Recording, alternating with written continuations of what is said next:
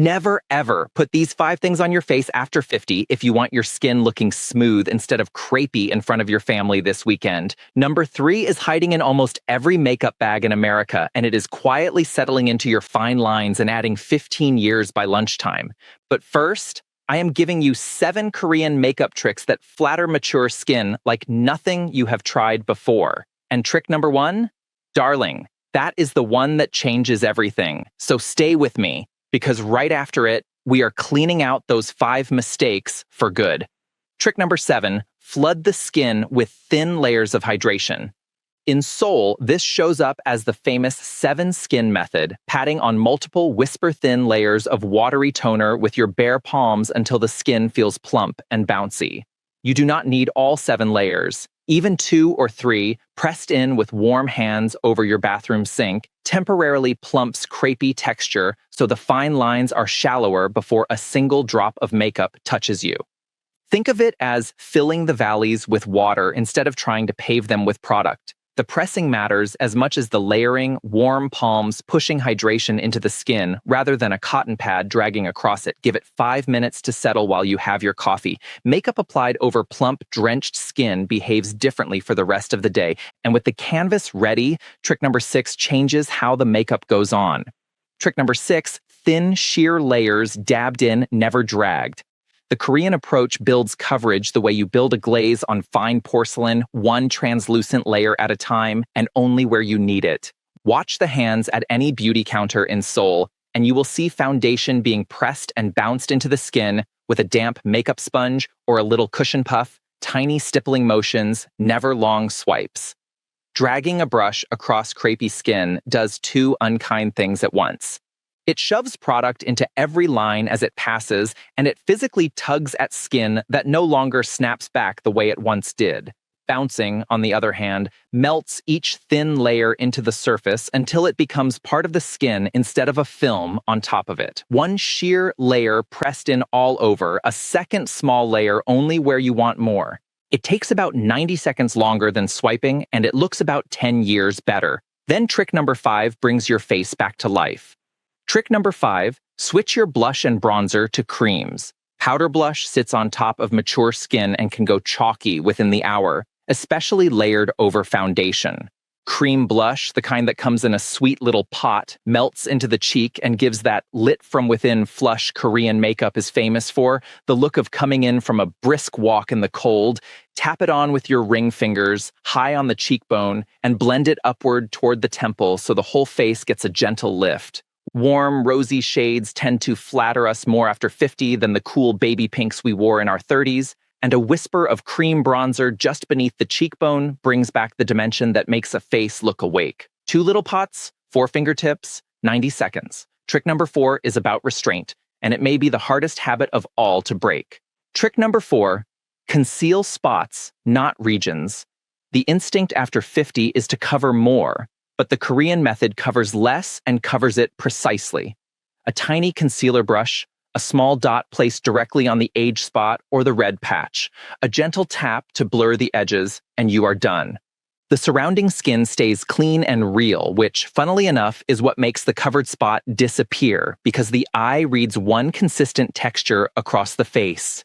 Painting a whole triangle of concealer under each eye or blanketing the cheeks just hands the product more territory to crease in. Cover the actual thing. Leave the rest of your lovely face alone. Which brings us to powder, because yes, there is still a place for it.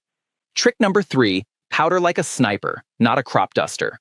Take the smallest powder puff you own, press it into a finely milled powder, shake off the excess against the back of your hand, and touch it only where your face genuinely shines or where makeup tends to migrate, usually the sides of the nose, the chin, and perhaps the center of the forehead. Press and roll, never sweep. The cheeks, the under eyes, and every expressive part of your face stay powder-free so that dewy, luminous finish survives the whole day. This is how makeup survives a long day without a trace of cackiness. And trick number 2 costs absolutely nothing. Trick number 2, the final press. When your makeup is finished, rub your clean palms together for a few seconds until they feel warm, then gently press them over your whole face, the cheeks, the forehead, the jaw, holding each press for one slow breath. In Korea, this finishing touch belongs to the mulgwang tradition, that glassy watershine skin you see gliding down the streets of Seoul. The warmth of your hands melts every layer, the hydration, the foundation, the cream blush into one seamless second skin, erasing any spot where product was sitting on the surface waiting to crease. Powdery edges vanish. Sponge marks vanish. What remains simply looks like your skin on its very best day. 15 seconds. And it is the difference between wearing makeup and wearing a face. Which brings us, at last, to trick number 1, the one I promised you. Trick number 1, change the foundation itself. Because every technique we just covered works better on the right base, and there is one foundation made for mature skin. It helps blur the look of fine lines, helps smooth the look of texture, and looks natural instead of heavy. Its color-changing technology is designed to adapt to your own skin tone as you blend, so it is designed to resist that orange, oxidized look traditional formulas can get. It works with mature skin instead of against it, shearing out beautifully in those thin dabbed layers from trick number 6, and it gives that your skin but better finish we have all been chasing since our 40s. It is called Luxe. It is not in stores yet, but it is the #1 best-selling foundation on Amazon right now. You can find it on Amazon by searching Luxe Foundation or by clicking the link in the description below this video, and results may vary, darling. Every face is its own story. Now, with the routine in place, we have some house cleaning to do because 5 old habits will quietly undo all 7 of those tricks if we let them. Starting with mistake number 5. Mistake number 5, heavy under-eye concealer and that baking trend your granddaughter loves. Packing thick concealer under the eyes, letting a mound of powder cook on top, then sweeping it away came from the drag stage, where it was designed to survive spotlights from 30 feet away. In your living room, at conversational distance, all of that product has exactly one place to go, and that is straight into your laugh lines. 2 hours later, the under eyes have creased into little accordion folds, and you look more tired than you did barefaced. On mature skin, less product under the eye reads younger every single time. And the next mistake is one most of us were actually taught to make. Mistake number 4, full coverage matte foundation. Darling, I know. It feels safe.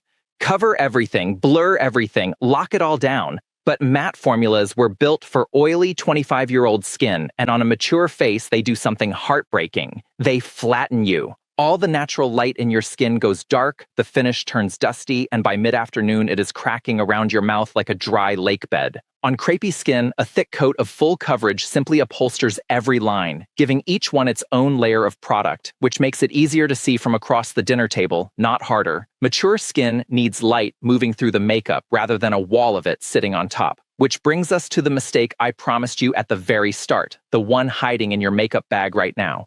Mistake number 3, powdering your entire face. There it is. That little compact of translucent setting powder you have been repurchasing since the 90s. All over powder was gospel when we were young, because young skin has oil to spare, ours does not. So when powder hits a mature face, it clings to every dry patch, sinks into every crease, and turns soft, fine lines into etched ones by lunchtime. Under the warm lighting of a family dinner, it can even leave that pale, ghostly cast in photographs, the one that makes you quietly delete every picture your daughter takes. Remember trick number 3, the sniper powder on the T-zone with a tiny puff? That is the whole job powder should have after 50. Dusting it across your entire face is like taking sandpaper to a delicate antique. And mistake number 2 happens before the makeup even starts. Mistake number 2, putting foundation on thirsty skin. Crepey skin is, at its heart, dry skin. It has lost some of its plumpness, and when you sweep foundation over a dry, bare face at the bathroom vanity, the formula grabs every rough patch and settles into every fine line like water finding the cracks in a sidewalk. Then we blame the foundation, or worse, we blame our own face. A makeup artist in Seoul spends more time on moisturizer than on the makeup itself. A rich cream, a few quiet minutes to let it sink in, the toner layers from trick number 7, and suddenly the very same foundation glides on like silk instead of catching like Velcro. If your makeup looks worse an hour after you apply it, dry skin underneath is almost always the culprit. Which leaves the number 1 mistake, the sneakiest of them all, because it happens after you have already left the mirror. Mistake number 1, wearing a foundation that turns on you. You match it at the bathroom mirror, it looks lovely, and then over the next few hours, the formula meets the air and the oils in your skin and slowly oxidizes orange. By dinner, there is a telltale line at your jaw and a warmth in your face that was never there when you walked out the door.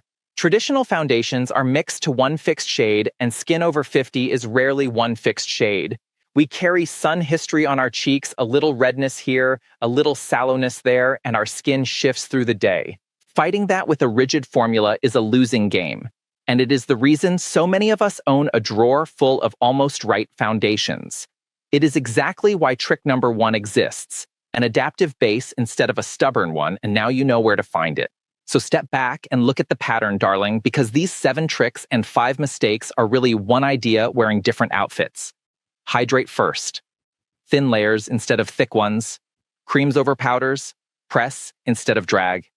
Cover only what actually needs covering. And a base that adapts to you instead of fighting you. Your skin was never the problem.